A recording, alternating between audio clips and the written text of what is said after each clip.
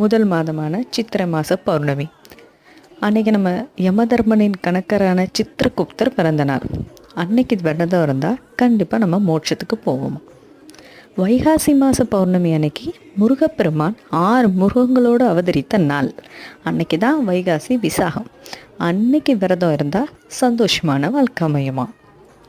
ஆனி மாத பௌர்ணமி, காரைக்கால் அம்மையார் மாங்கனி திருவிழா நடக்கும். இந்த நாளில் விரதம் இருந்தால் இறை தரிசனம் கண்டிப்பாக கிடைக்கும். ஆடி மாத பௌர்ணமி, கஜேந்திர மோட்சம் நடந்த நாள். அன்னைய தினம் அம்மன் ஆலயத்தில் போய் மாவிளக்கு வச்சா கண்டிப்பாக மங்களமான வாழ்க்கை அமையும். ஆவணி மாத பௌர்ணமி, அன்றைய தினம் விரதம் இருந்தால் சகோதர ஒற்றுமை பழப்படும். புரட்டாசி மாத பௌர்ணமி, இந்த நாளில் விரதம் இருந்தால் முன்னோர்களோட ஆசையை பெறலாம்.